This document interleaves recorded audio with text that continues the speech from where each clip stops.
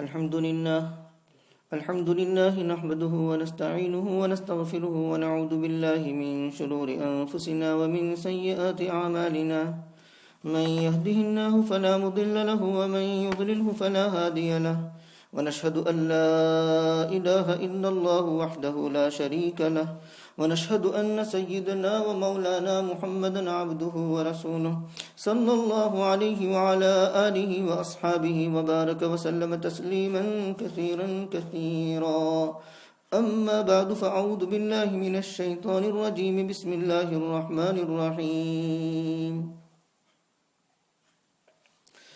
وما كان لمؤمن أن يقتل مؤمنا إلا خطأ ومن قتل مؤمنا خطأ فتحرير رقبة مؤمنة ودية مسلمة إلى أهله إلا أن يصدقوا فإن كان من قوم عدو لكم وهو مؤمن فتحرير رقبة مؤمنة وإن كان من قوم بينكم وبينهم ميثاق فدية مسلمة إلى أهله وتحرير رقبة مؤمنة فمن لم يجد فصيام شهرين متتابعين توبة من الله وكان الله عليما حكيما ومن يقتل مؤمنا متعمدا فجزاؤه جهنم خالدا فيها وغضب الله عليه ولعنه وأعد له عذابا عظيما آمنت بالله صدق الله مولانا العظيم وصدق رسوله النبي الكريم ونحن على ذلك لمن الشاهدين والشاكرين والحمد لله رب العالمين. قابل احترام بزرگوں اور عزیز دوستوں اور میری محترم ماں بہنوں، سورہ نساء کی آیت نمبر 92 اور 93 پڑھی گئی ہے.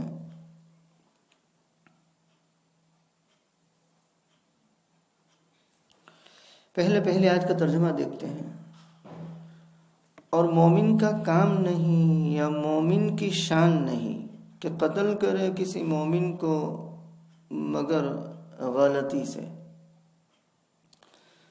اور جو کسی مومن کو غلطی سے قتل کر دے تو ایک مومن رقبے کا آزاد کرنا ہے اور خون بہا پہنچایا جائے اس کے اولیاء کو، یعنی مقتول کے ورثاء کو، مگر یہ کہ مقتول کے ورثاء خون بہا معاف کر دیں. بس اگر مقتول ایسی قوم سے ہو جو تمہاری دشمن ہے اور وہ خود مومن ہے مقتول، تو ایک غلام کا آزاد کرنا ہے، دیت یہاں نہیں ہے. اور اگر مقتول ایسی قوم سے ہو کہ جن کے درمیان اور تمہارے درمیان میثاق ہے، عہد ہے، معاہدہ ہے، یعنی ناجنگ معاہدہ، جنگ بندی کا معاہدہ، تو دیت یعنی خون بہا پہنچایا جائے اس کے اہل کو، اس کے ورثاء کو، جو میراث کے حصے کی بقدر ان کے درمیان تقسیم ہوگا. اور غلام مومن رقبے کا آزاد کرنا ہے. پھر جو شخص نہ پاوے یعنی رقبے کو آزاد کرنا، جیسے کہ آج کل غلاموں کا دور نہیں ہے، باندیوں کا دور نہیں ہے، کہاں سے غلام باندیاں خریدیں گے؟ تو آج یہی حکم لے دے کر رہ جائے گا. تو 2 مہینے کے لگاتار روزے رکھنا ہے گناہ بخشوانے کے لیے اللہ تبارک و تعالیٰ کی جانب سے. اور اللہ تبارک و تعالیٰ علم والے ہیں، حکمت والے ہیں. یہ تو آیت کا ترجمہ ہوا. پچھلی آیت میں قتل و قتال کا ذکر تھا. ابھی جو آیتیں پڑھی گئی ہیں ان آیتوں میں اللہ تبارک و تعالیٰ نے قتل کا جو دنیاوی حکم ہو سکتا ہے اور اخروی حکم ہو سکتا ہے وہ بیان کیا ہے۔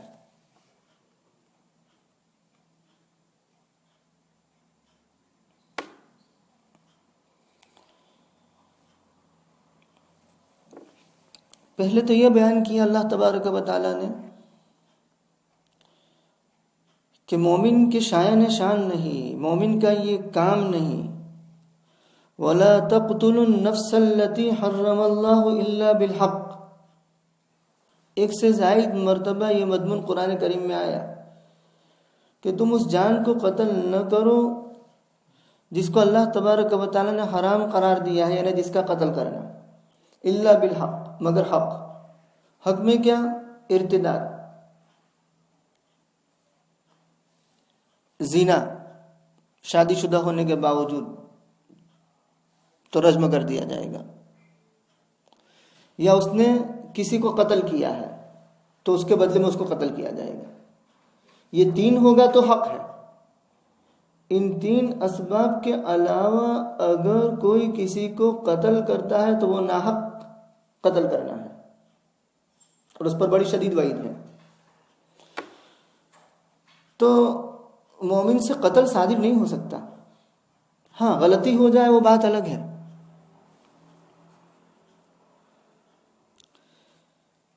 لیکن سامنے والے کی جان گئی اور آئندہ اس سے یہ غلطی صادر نہ ہو، احتیاط سے رہے۔ اس لیے شریعت نے اس جرم کے نتیجے میں سزا رکھ دی مالی اعتبار سے، تاکہ آئندہ احتیاط کریں۔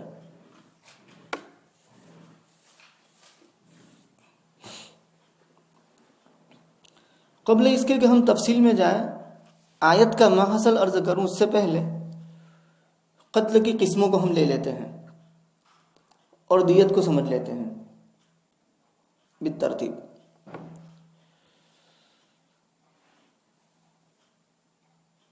قتل کی 5 قسمیں، 2 بیان کی گئی ہے قرآن کریم کے اندر۔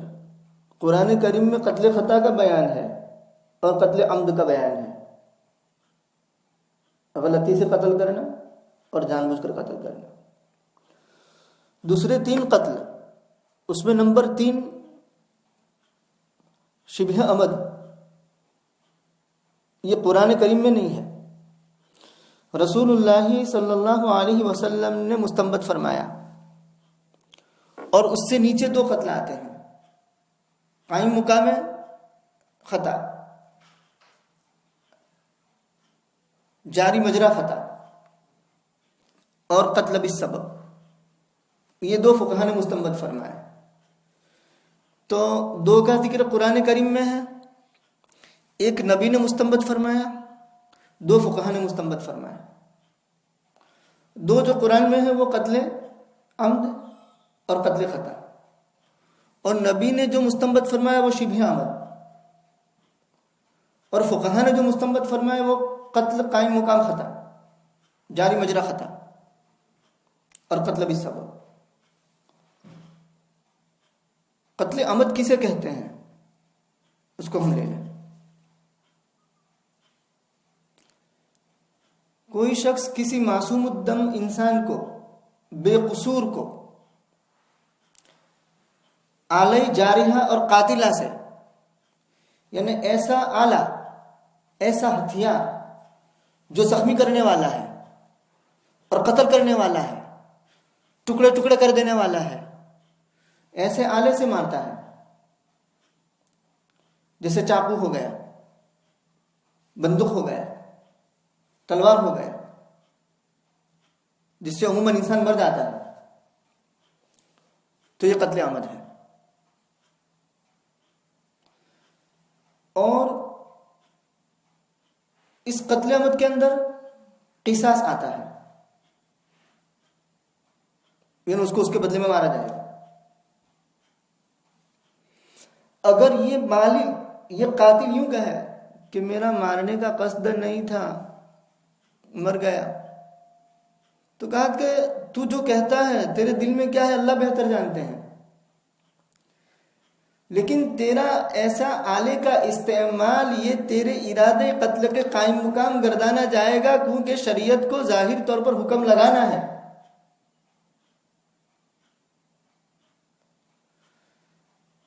تو نے جو آلہ استعمال کیا ہے وہ آلہ ایسا ہے کہ اس سے عموماً موت واقع ہو جاتی ہے، تو اس آلے کا استعمال ہی تیرے قتل کے قائم مقام سمجھا جائے گا، اور گویا قصداً قتل کیا ہے یوں سمجھا جائے گا، تو یہ قتل عام۔ اس کا حکم کیا؟ اس میں قصاص ہے، کفارہ نہیں، دیت نہیں۔ قصاص میں تخفیف شریعت میں رکھی گئی ہے۔ تخفیف کا مطلب یہ ہے کہ قصاص کو حد نہیں قرار دیا، کیونکہ حد میں تبدیلی نہیں ہوتی اور معافی نہیں ہوتی، جو ہے سو ہے، جو ہے سو ہے۔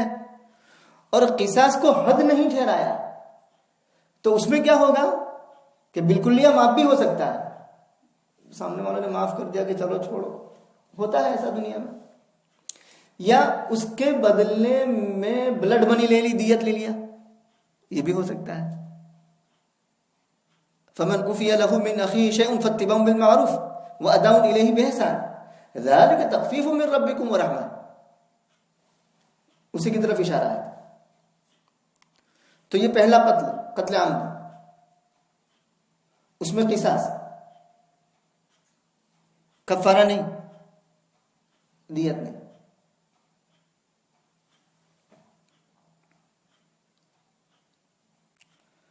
لگے ہاتھ یہ بات عرض کرتا چلوں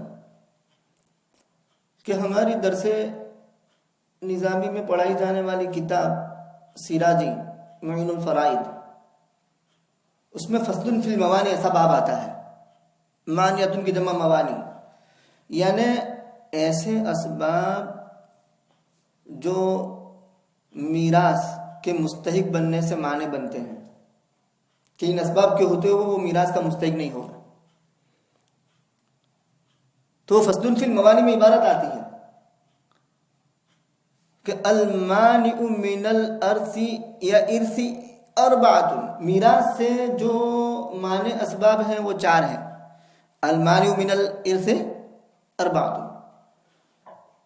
نمبر رق، نمبر ایک رقیہ غلامی، نمبر دو قتل، نمبر تین اختلاف دارین، نمبر چار اختلاف دین، کافر مسلمان کا وارث نہیں، مسلمان کافر کا وارث نہیں، اور اختلاف دارین صرف ان لوگوں کے حق میں، ہمارے حق میں نہیں۔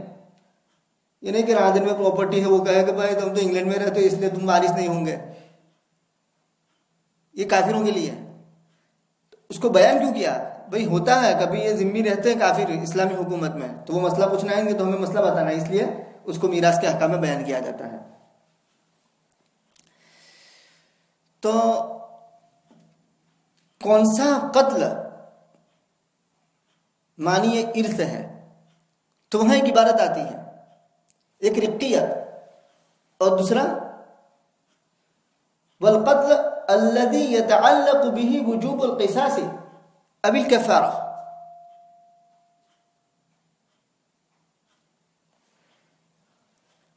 القتل وہ قتل کہ جس سے قصاص کا وجوب متعلق ہوتا ہو یا کفارے کا وجوب متعلق ہوتا ہو، تو جہاں قصاص کفارہ آئے گا وہاں معنی ارث ہوگا، تو یہ معنی ارث بنے گا۔ مثال کے طور پر ایک وارث نے اپنے مورث کو قتل کر دیا، بیٹا عیاش، لاپرواہ، غلط صحبت، پیسے اڑانے کی عادت، اب باپ ملینر، اس نے سوچا کہ بڈھا مرتا نہیں، تو مال حاصل کرنے کے لیے مار دیا باپ کو۔ تو مال حاصل کرنے کے لیے مارا ہے، لیکن شریعت کہے گی کہ من استعجل الشیء عوقب بحرمانہ، جو کسی چیز کو جلدی طلب کرتا ہے تو سیرے سے اس کو اس سے محروم ہی کر دیا جاتا ہے۔ اپنے باپ کی جان اس لیے لی تاکہ عیاشی کرے بعد میں، تو کہا کہ تجھے کچھ ملے گا ہی نہیں۔ من استعجل الشیء عوقب بحرمانہ، الاشباہ والنظائر میں عبارت آتی ہے۔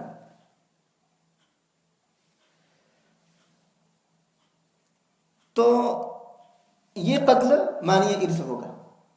کیوں؟ اس لیے کہ اس میں قصاص آیا. نمبر 2، شبہ عمد. شبہ عمد قتل خطا سے بڑھ کر ہے اور قتل عمد سے نیچے ہے. وہ کیا ہے؟ کوئی کسی معصوم الدم انسان کو آلے جارحہ اور قاتلہ سے نہیں مارتا، ایسے آلے سے مارتا ہے کہ جس سے عموماً موت واقع نہیں ہوتی اور اس کا مارنے کا قصد بھی نہیں ہے.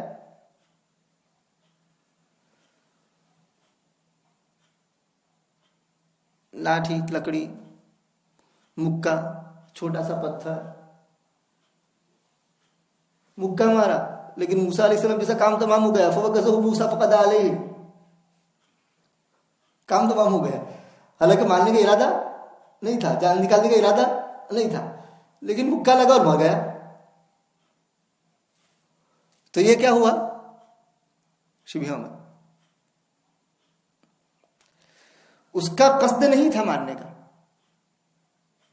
لیکن مر گیا.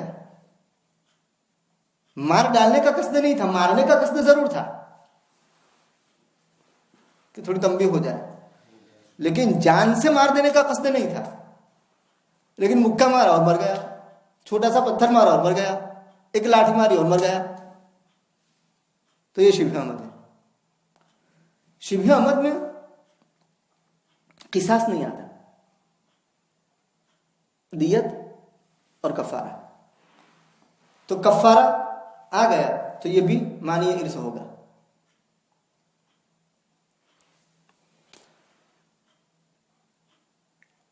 آلے جاریہ نہ ہو، مثقلہ، بھاری پتھر ہو، پتھر مارا بھاری اور اس سے کوئی مر گیا، تو اس میں احناف ائمہ کے درمیان آپس میں اختلاف ہے. امام ابو حنیفہ فرماتے ہیں کہ وہ شبہ عمد میں جائے گا کیونکہ آلہ جاریہ اور قاتلہ نہیں ہے.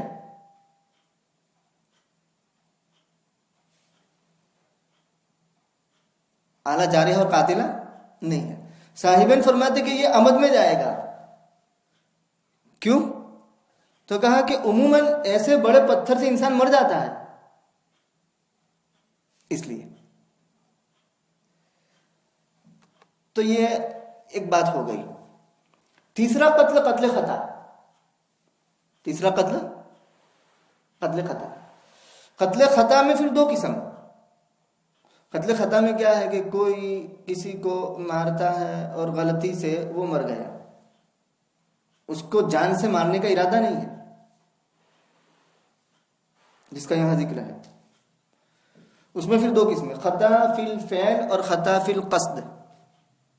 خطا فی الفعل اور خطا فی القصد. خطا فی الفعل کا مطلب کیا؟ گیا تھا جنگل بیاباں میں تفریح کرنے کے لیے، مور نظر آیا، پیکوک، اس پر گولی چلائی، لیکن اس پر گولی چلنے کے بجائے کسی انسان کو لگ گئی. فعل میں خطا ہو گئی، بندوق چلانے میں، تیر مارنے میں. ارادہ تھا مور کو مارنے کا اور اسی نیت سے بندوق چلائی تھی، لیکن ہر طرح ادھر ادھر ہو گئے اور انسان کو لگ گئے. تو یہ خطا فی الفعل ہے. اور دوسرا ہے خطا فی القصد. خطا فی القصد کا مطلب کیا؟ گیا تھا دور جنگل بیاباں میں، ہرن نظر آیا، دور سے ہرن نظر آیا اس کو، اور ہرن سمجھ کر کے تیر چلایا اور بندوق کی گولی چلائی اور لگ بھی گئی. وہاں جا کر کے دیکھا تو وہ تو ہو، یہ تو میرا خاص فرینڈ ہے زید، میں تو ہرن سمجھا تھا اور نکلا انسان. تو ہرن سمجھا تھا، قصد ہرن کا کیا تھا اور نکلا انسان. تو یہ خطا فی القصد. چاہے خطا فی الفعل ہو یا خطا فی القصد ہو، اس میں بھی قصاص نہیں، کفارہ اور دیت. کفارہ اور دیت ہے.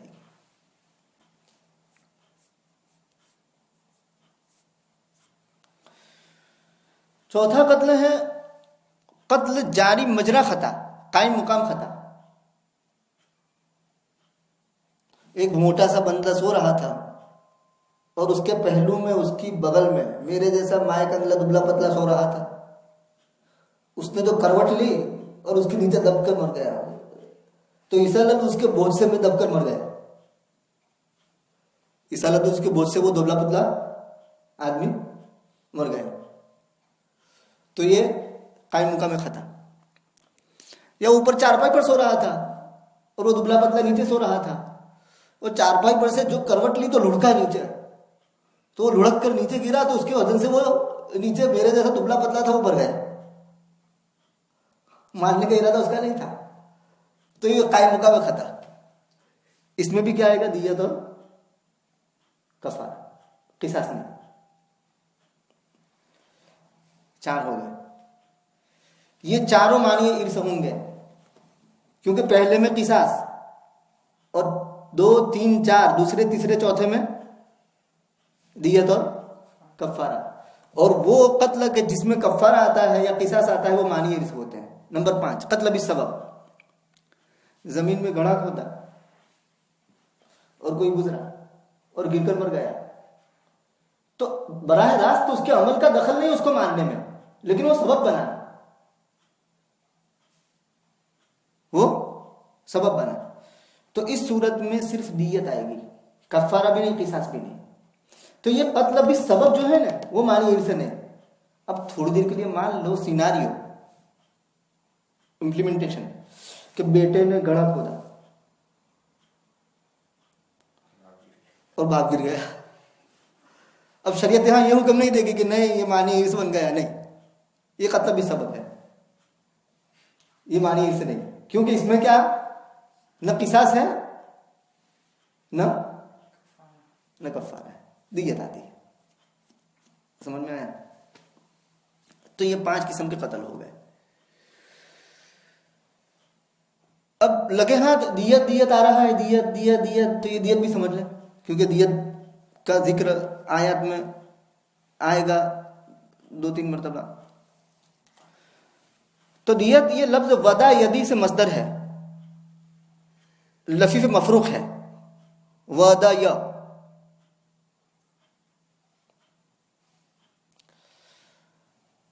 شروع میں فا کلمہ حذف کر دیا ودیون اور اس کے عوض میں آخر میں تا دے دی تو دیتن ہو گیا. اس کی مثال دو، وزن یزینو زینتن، وزنن واو فا کلمہ حذف کر دیا اور آخر میں تا بڑھا دی.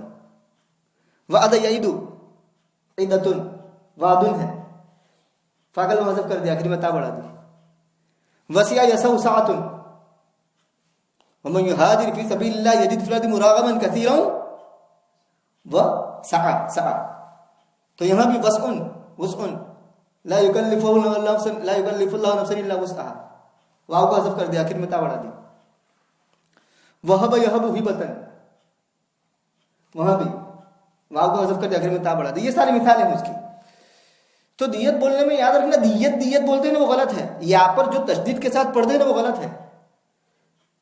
بھئی یہاں پر تشدید کے ساتھ اس وقت پڑھو جب لفیف مقرون ہو نوا ینوی نیت، وہ نیتن تھا، واو کو بدلا یا سے نیتن ہوا، پھر یا کا ہمیں ادغام کر دیا تو نیتن ہوا. وہاں نیت بولو نا وہ ٹھیک ہے، لیکن یہاں دیت مت بولو، بلکہ کیا بولو سافٹلی جینٹلی دیت، لیکن دیت ایسا نہیں. وہ نیت کو بولنا نیت ٹھیک ہے کیونکہ واو کا یا سے بدلا یا کا میں ادغام کیا ہے، اور یہاں ایسا نہیں ہے. یہ تو لفیف مفروخ ہے، وہ لفیف مقرون ہے. آپ صرف پڑھتے ہیں جانتے ہیں. تو دیت یہ لفظ ہو گیا. اب ہے چیز کیا، یہ ہے کیا؟ قرآن میں دیت کا ذکر آیا لیکن اس کی تفصیل نہیں آئی. جیسے قرآن کریم میں زکوٰۃ کا ذکر آیا، تفصیلات نہیں ہے. نماز کا ذکر ہے، تفصیلات نہیں ہے. تفصیلات کے لیے حدیث میں جاؤ، زکوٰۃ کے لیے حدیث میں جاؤ. قرآن کریم میں حج کا بیان آیا، حج کی تفصیل کوئی بتا دے نہیں ہے. تفصیل کے لیے کہاں جاؤ؟ احادیث مبارکہ میں جاؤ.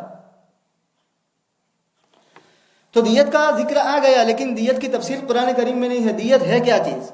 بلڈ منی جسے کہتے ہیں، خون بہا جسے کہتے ہیں. تو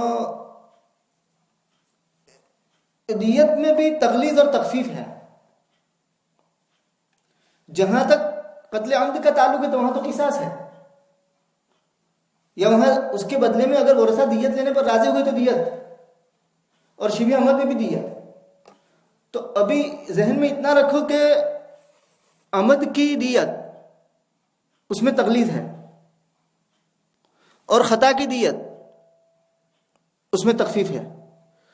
اور اس کے بعد شبہ عمد میں ایک اعتبار سے تخفیف ہے، وہ بھی یاد رکھیے. کیسے تشدید اور تغلیظ ہے وہ سمجھا. عمد کی جو دیت ہے یعنی قاتل عمد، وہاں دیت صرف قاتل پر ہوگی. کس پر ہوگی؟ قاتل پر. اور 1 سال میں وصول کی جائے گی. 1 سال میں وصول کی جائے گی. اور شبہ عمد اور قتل خطا کی جو دیت ہے، شبہ عمد اور قتل خطا کی جو دیت ہے وہ قاتل پر نہیں، وہ عاقلہ پر ہوگی. عاقلہ یعنی اس کا خاندان.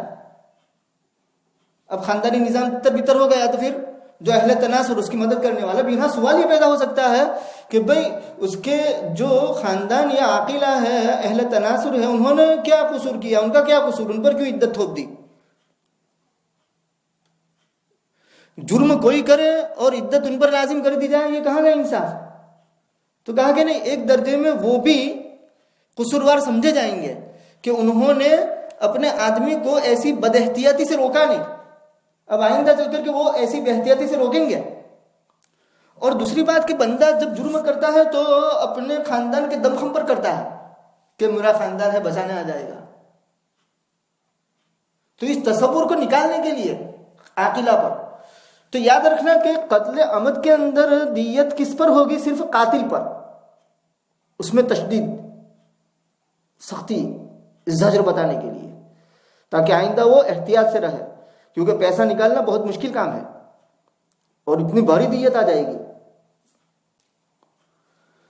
اور شبہ عمد میں تو صرف قاتل پر قتل عمد میں، اور سال میں وصول کر لی جائے گی. یہ تشدید ہو گئی. اور شبہ عمد اور خطا میں عاقلہ پر اور 3 سال میں وصول کی جائے گی. اس معنی کا تخفیف ہو گئی. قتل کی نوعیت کے اعتبار سے دیت میں تغلیظ اور تخفیف ہوتی ہے. عمد کی دیت یہ اونٹ ہوں گے. دیکھو قتل عمد میں بھی اونٹ 100، شبہ عمد میں بھی 100 اونٹ، اور قتل خطا میں بھی 100 اونٹ. لیکن عمد اور شبہ عمد میں جو اونٹ ہوں گے وہ دیت مغلظہ کہی جائے گی. وہ کیا کہی جائے گی؟ دیت مغلظہ. اور ہمارے یہاں دیت مغلظہ اربعن یعنی 4 قسم کے اونٹ ہوں گے. 25 بنت مخاض، 25 بنت لبون، 25 حقہ، 25 جزع. بنت مخاض فاجاها المخاض الى جذع النخلہ، حضرت مریم کا جو درد ذہ ہے علیہ السلام، اسی سے یہ مخاض ہے. مطلب 1 سال پورا ہو گیا، ایسی اونٹنی جس کا 1 سال پورا ہو گیا دوسرے میں شروع ہو گئی. اب اس کی ماں حمل سے ہے تو اس کی ماں کی طرف نسبت کرتے ہو بنت مخاض، یعنی وہ جو اس کی ماں درد ذہ میں نا، اس کی بیٹی ہے، اس کا بچہ. تو 25 بنت مخاض. اور 25 بنت لبن، لبن دودھ سے، مطلب اس کی ماں اب اس کو جو بچہ پیدا ہو اس کو دودھ پلانے والی ہو گئی، تو وہ دودھ پلانے والے کی بیٹی بنت لبن، یعنی اس کے 2 سال پورے ہو گئے، تیسرے میں شروع ہو گیا. ایسے 25 اونٹ شی کیمل. اور 25 حقہ یعنی جو سواری کے قابل ہو گئے، باربرداری کے قابل ہو گئے. ان یستحق بها الحمل، جس پر حمل اور باربرداری درست ہو جائے، بوجھ برداشت کر سکتا ہے. اور 25 جزع، وہ جو بچہ پیدا ہوا تھا نا، اس کے دانت نکل آئے تو جزع. 25 اربعن ہوں گے. امام شافعی کے یہاں اصلاً ہے، وہ الگ تفصیل ہے، ہم فقہ حنفی کو دیکھتے ہیں اس وقت ورنہ بہت لمبا ہو جائے گا۔ تو عمد میں تغلیظ اس معنی کر کے 4 قسم کے اونٹ ہوں گے، اربعن، اور قتل خطا میں تخفیف ہو جائے گی، اخماسن۔ اخماسن کا مطلب 20 بنت مخاض، 20 ابن مخاض۔ اونٹوں میں شی کیمل جو ہوتا ہے نا مادہ، وہ بہت قیمتی سمجھے جاتے ہیں، بہت قیمتی۔ تو کہا کہ ابن مخاض 20 اور 20 بنت مخاض، تو دیکھو تخفیف ہو گئی، کیونکہ یہ اتنے مہنگے نہیں ہوں گے ابن مخاض نر۔ 1 سال کا نر دوسرے سال میں لگ گیا، 1 سال کی مادہ دوسرے سال میں لگ گئی، تو 20 ابن مخاض، 20 بنت مخاض، اور 20 بنت لبون، 2 سال پورے ہو گئے تیسرے میں لگ گئی، اور 20 حقہ، 3 پورے ہو گئے 4 میں لگ گئی، اور 20 جزا، 4 پورے ہو گئے 5 میں لگ گئے۔ تو اخماسن ہو گئے نا 5، ابن مخاض، بنت مخاض 20 بنت لبون 20 اور حقہ 80 اور جزا 100 پورے ہو گئے۔ قتل خطا اس میں دیت یہ ہوگی، تو اس میں تخفیف ہے۔ اچھا، کوئی اگر اونٹ کی بجائے کوئی دوسری چیز درہم دینار میں دینا چاہے، تو ہمارے یہاں امام ابو حنیفہ رحمۃ اللہ علیہ کے نزدیک 100 اونٹ ہے نا، تو اس کی بجائے اگر درہم میں دینا چاہے تو 10,000 درہم یا 1,000 دینار، یا 1,000 دینار۔ اور امام ابو حنیفہ رحمۃ اللہ علیہ کے یہاں تو اونٹ میں دو یا دینار درہم میں دو، کسی اور میں نہیں ہو سکتا۔ احناف ائمہ کے یہاں اختلاف ہے، دوسرے احناف ائمہ صاحبین ان کے یہاں امام ابو یوسف کے یہاں کپڑے وغیرہ سے بھی دیے جا سکتے ہیں، لیکن ابھی اس وقت ہم امام ابو حنیفہ کا مسلک مد نظر رکھتے ہوئے چلتے ہیں۔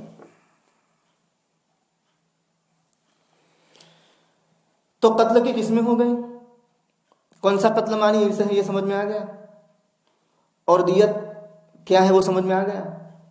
اب ہم آیت سے سمجھتے ہیں، اور جو کچھ باتیں اس میں آئی ہیں ان کو ہم لے لیتے ہیں۔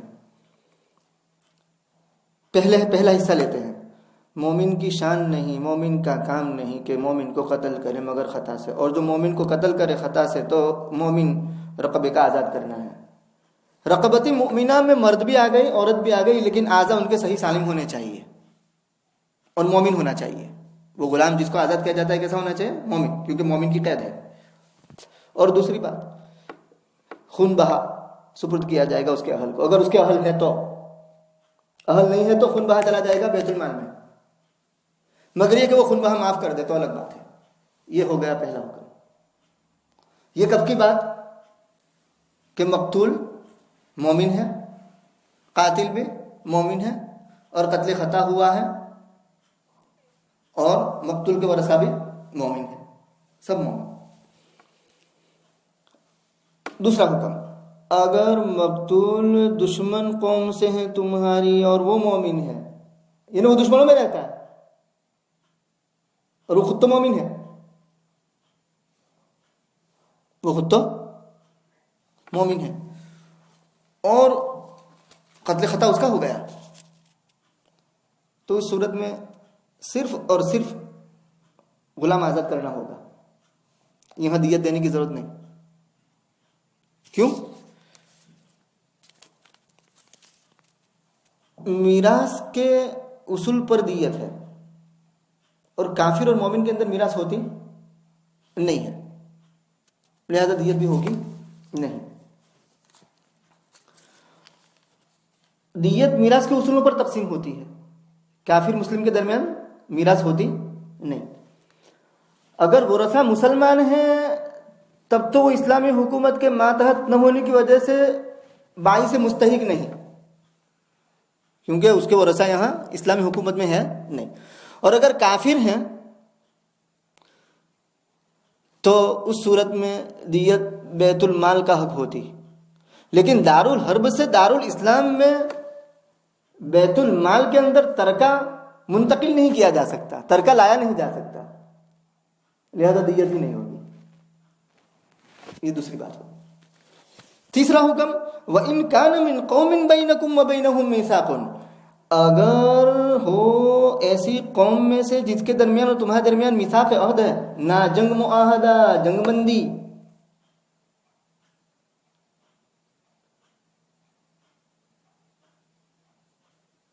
تو دیت بھی ہے اور غلام بھی آزاد کرنا ہے. مطلب یہ کہ ذمی کو قتل کر دیا، یہ سمجھ لو یہاں ذمی مقتول ہے.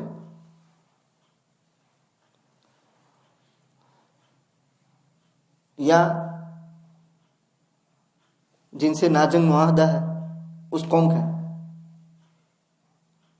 اور اس کو قتل کر دیا خطا سے، قتل خطا، تو اس صورت میں دیت ہوگی. لیکن دیت کب ہوگی؟ یہ ذمی یا یہ مسلمان ہے، ابھی ذمی کو چھوڑو، ابھی مسلمان ہے یوں سمجھو، اس کے ورثہ اگر کافر ہے نمبر 1، یا ورثہ ہے ہی نہیں نمبر 2، تو اگر اس کے ورثہ کافر ہیں اور یہ مسلمان ہے تو پھر وہاں دیت نہیں جائے گی. یہ دیت جائے گی کہاں؟ بیت المال میں دیت جائے گی، کیونکہ ذمی کا ترکہ جب اس کا کوئی وارث نہیں ہوتا تو بیت المال میں جاتا ہے. تو اس طریقے سے اب اس کے جو ورثہ ہے وہ تو کافر ہیں، تو کہاں جائے گا؟ بیت المال میں جائے گا. یہ مسلمان ہے، یا تھوڑی دیر کے لیے مان لو کہ یہ کافر ہے اور اس کے ورثہ مسلمان ہیں، تو اس صورت میں بھی یہی حکم ہوگا. تو اگر مقتول ایسی قوم سے ہو کہ جن کے درمیان اور تمہارے درمیان ناجنگ معاہدہ ہے تو دیت سپرد کی جائے گی اس کے اہل کو. کب؟ جبکہ اس کے اہل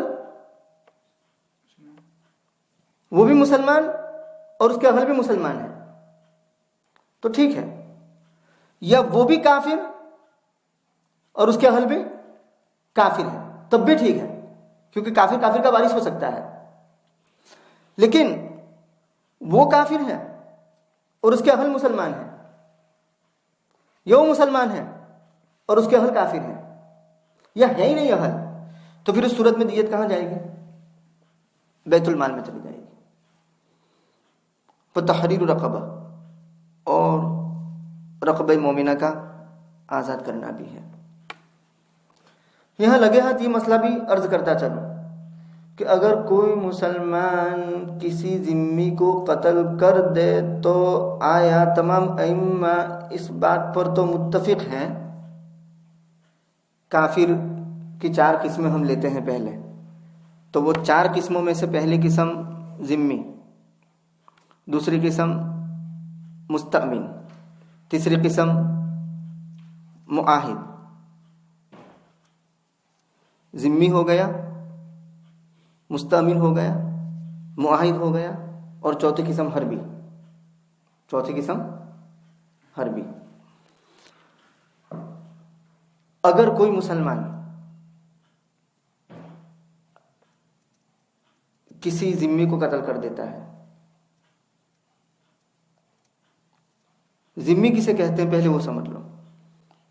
اسلامی حکومت میں کوئی اسلامی شہریت حاصل کر لیتا ہے، اس کا سٹیزن شپ ہو جاتا ہے اور وہ اسلامی ملک میں رہتا ہے کافر، تو اب اسلامی حکومت کی ذمہ داری اس کی حفاظت کرنا ہے. جس کو اسلامی ملک کی شہریت حاصل ہو وہ ذمی ہے. مستأمن جو ویزا لے کر کے دارالاسلام کے اندر آیا ہے، امن طلب کر کے آیا ہے، یہ مستأمن ہو گیا. اور معاہد یعنی ایسی قوم سے وہ فرد ہے کہ جس کے ساتھ ناجنگ معاہدہ ہے، جنگ بندی کا معاہدہ ہے، یہ معاہد ہو گیا. اور حربی جو دارالحرب کا رہنے والا کافر ہو، دارالحرب کا رہنے والا کافر ہو. تو یہ بات طے شدہ ہے کہ کسی کو بھی قتل کر دے تو اس کے بدلے میں ذمی کے علاوہ 3، اس کے بدلے میں مسلمان کو قصاص میں قتل نہیں کیا جا سکتا. مسلمان کو قصاص میں قتل نہیں کیا جا سکتا. حربی کو قتل کر دیں تو وہاں تو کوئی سوال ہی پیدا نہیں ہوتا، وہاں تو دیت بھی نہیں ہوگی اور قصاص میں قتل بھی نہیں ہوگا. لیکن رہی بات مستأمن اور معاہد اور ذمی، اگر ذمی کو کوئی قتل کر دیتا ہے تو اس صورت میں مسلمان کو اس کے بدلے میں قتل کیا جائے گا یا نہیں؟ مستأمن اور معاہد کو قتل کر دیا تو وہاں تو مسلمان کو قصاص میں قتل نہیں کیا جائے گا، وہاں تو دیت آئے گی، وہاں تو دیت دے دیں گے. لیکن ذمے کے بارے میں اختلاف ہے، ذمے کے بارے میں اختلاف ہے کہ اگر کوئی کافر جس کو اسلامی شہریت، اسلامی ملک میں شہریت حاصل ہے اور وہ اسلامی ملک میں رہتا ہے اور ذمی کہلاتا ہے، اور کسی مسلمان نے اس کو قتل کر دیا تو اس مسلمان کو اس کے بدلے میں قصاصاً مارا جا سکتا ہے یا نہیں؟ یہ مختلف ہے. امام ابو حنیفہ رحمۃ اللہ علیہ فرماتے ہیں کہ جس مسلمان نے ذمی کو قتل کر دیا اس کے بدلے میں اس مسلمان کو قتل کیا جائے گا.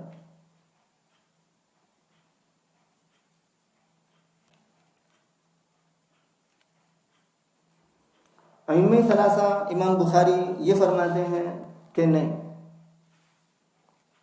مسلمان کو قتل نہیں کیا جائے گا ذمے کے بدلے میں. کیوں؟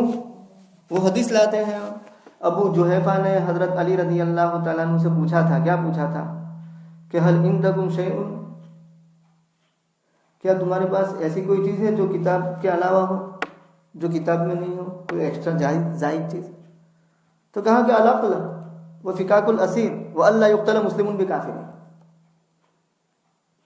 دیت کے احکام، قیدیوں کو چھڑانے کی باتیں، اور یہ کہ مسلمان کو کافر کے بدلے میں قتل نہ کیا جائے. تو وہ کہتے ہیں کہ کافر عام ہے، یہ کافر عام ہے، مطلب ذمی بھی اس میں آ گیا، معاہد بھی آ گیا، مستأمن بھی آ گیا اور حربی بھی آ گیا. امام ابو حنیفہ فرماتے ہیں کہ یہ کافر سے مراد صرف حربی ہے.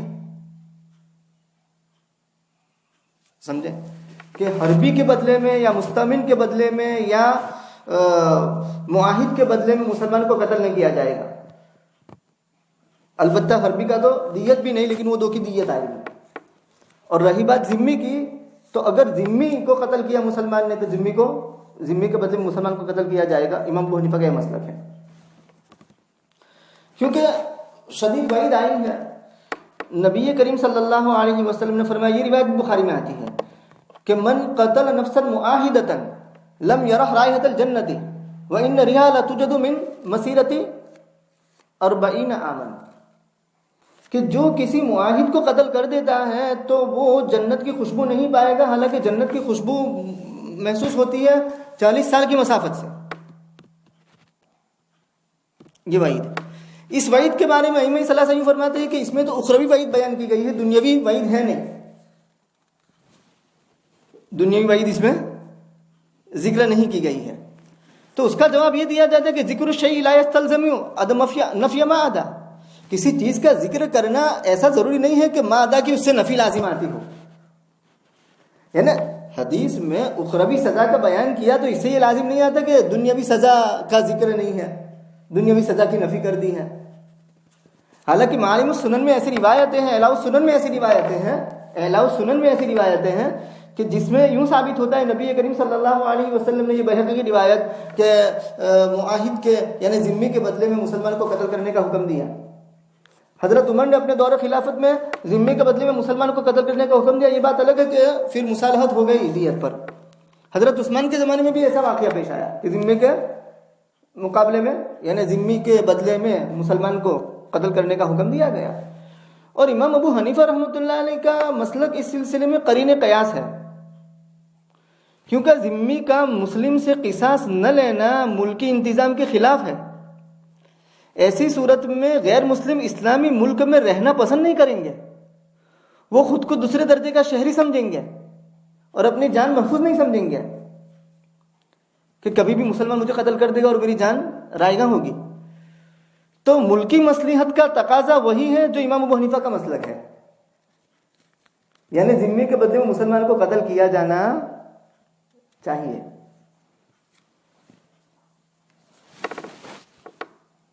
فمن لم یجد فصیام، اگر نہیں پاتا یعنی رقبہ جیسے آج کل کا زمانہ ہے تو پھر 2 مہینے کے لگاتار روزے رکھنا ہے اللہ کی جانب سے گناہ بخشوانے کے لیے۔ اور اللہ علم والے حکمت والے، یعنی یہ جو احکام اللہ نے مقرر فرمایا اس میں بڑی حکمتیں ہیں، بڑا علم ہے۔ اس حکمت تک ہماری اپروچ نہ ہو، ہماری رسائی نہیں ہو، وہ الگ بات ہے، لیکن اس کے پیچھے بڑی حکمتیں ہیں۔ آگے کی آیت، اور جو کسی مومن کو قتل کر دے جان بوجھ کر، یہ قتل عامد کا بیان ہوا، تو اس کا بدلہ جہنم میں ہمیشہ ہمیشہ اس میں رہے گا، اور اس پر اللہ کا غضب اور لعنت اللہ کی، اور اس کے لیے دردناک عذاب تیار کر رکھا ہے۔ تو اس میں یوں کہا جا سکتا ہے کہ مومن کو قتل کرنا حلال سمجھ کر کے وہ قتل کرتا ہے، یعنی وہ یوں سمجھتا ہے کہ مومن کو قتل کرنا حلال ہے، حالانکہ مومن کو قتل کرنا حرام ہے۔ وَلَا تَقْتُلُوا النَّفْسَ الَّتِي حَرَّمَ اللَّهُ بِالْحَقِّ، تو قتل کو حلال سمجھتے ہوئے کوئی قتل کرتا ہے مومن کو تو اس کے لیے سزا ہوگی۔ کیوں؟ اس لیے کہ خلود فی النار، ہمیشہ کے لیے جہنم میں رہنا یہ کافر کے لیے ہے، مومن کے لیے یہ نہیں۔ تو اس لیے یہ تعویل کرنی پڑے گی کہ ایک مومن دوسرے مومن کو جان بوجھ کر قتل کرنا حلال ہے یوں سمجھ کر، مستحل سمجھ یعنی حلال سمجھتے ہوئے قتل کرتا ہے، تو پھر اس صورت میں اس کے لیے یہ وعید ہوگی اپنے حقیقی معنی میں کہ وہ اب رہا ہی نہیں مسلمان۔ یا تھوڑی دیر کے لیے مان لو کہ مومن اس کو احساس بھی ہے کہ یہ کیا ہو گیا، جان بوجھ کر قتل کر دیا میں نے، اور مومن کے لیے تو ہمیشہ جہنم ہے نہیں، تو اس صورت میں اس کو مکث طویل پر محمول کیا جائے گا، یعنی لمبی دیر تک ٹھہرنا۔ اس کو بھی کبھی کبھی ہمیشہ ٹھہرنا کہہ دیا جاتا ہے، لیکن وہ ہمیشہ ٹھہرایا نہیں جائے گا جہنم میں، اس کو نکالا جائے گا، اپنی سزا بھگت کر کے وہ نکلے گا اور پھر جنت میں جائے گا۔ تو اور تیسرا یوں کہا جا سکتا ہے کہ ھذا جزاء ان جزیہ، یہ اس کا بدلہ ہے اگر اس کو بدلہ ملے تو، ولا بد فی خلف الوعید، اور وعید کے خلاف میں کوئی انوکھی بات نہیں ہے۔ دنیا کے بادشاہ نے کسی مجرم کے خلاف کوئی جرم کی سزا میں قتل کا حکم جاری کر دیا، اور اگر وہ حاکم اور وہ بادشاہ اگر اس کو معاف کر دیتا ہے تو بادشاہ کی تعریفیں ہوگی نا، کوئی پوچھنے والا نہیں ہوگا اس کو۔ تو دنیا کے بادشاہ کا یہ حال ہے تو اللہ کی جناب میں یہ کیسے تصور کیا جا سکتا ہے کہ وہاں کوئی پوچھنے والا ہوگا؟ تو اگر اللہ، اب دیکھو اللہ وعدہ خلافی نہیں کرتا، لا یخلف المیعاد، اچھی چیزوں کا وعدہ کیا ہے بشارتوں کا، اس میں وعدہ خلافی نہیں ہوگی، لیکن وعیدیں ہیں تو وعید کے خلاف ہو جاتا ہے کہ سزا دینے کا کہا تھا لیکن نہیں دی سزا، تو اچھی بات ہے نا، تو کہا کہ یہ بدلہ ہے، اگر بدلہ ملے تو ولا بد فی خلف الوعید، اور وعید کے خلاف میں کوئی انوکھی بات نہیں ہے، ایسا ہو سکتا ہے، اس میں کوئی مضائقہ نہیں ہے۔ ابن عباس رضی اللہ تعالیٰ عنہما تو اس کو حقیقت پر محمول کرتے ہیں، اور یہاں تک فرماتے ہیں کہ یہ ناسخ ہے اس آیت کو جس میں دوسری آیتوں سے بخشنے کا اشارہ ملتا ہے، ان اللہ لا یغفر ان یشرک بہ کو بھی ناسخ، کہ نہیں یہاں تو سزا ہوگی۔ تو خرج مخرج الزجر والتشدید والتغلیظ، ابن عباس کا کلام جو ہے نا وہ زجر اور توبیخ کے طریقے پر نکلا ہے، تشدید اور تغلیظ کے طریقے پر نکلا ہے، یوں کہا جائے گا۔ بہرکیف یہ توضیحات کی گئی ہیں، اللہ رب العزت کہنے سننے سے زیادہ جو قابل عمل باتیں ہیں ان باتوں پر عمل کرنے کی توفیق عطا فرمائے۔ وآخر دعوانا الحمد للہ رب العالمین، سبحان اللہ۔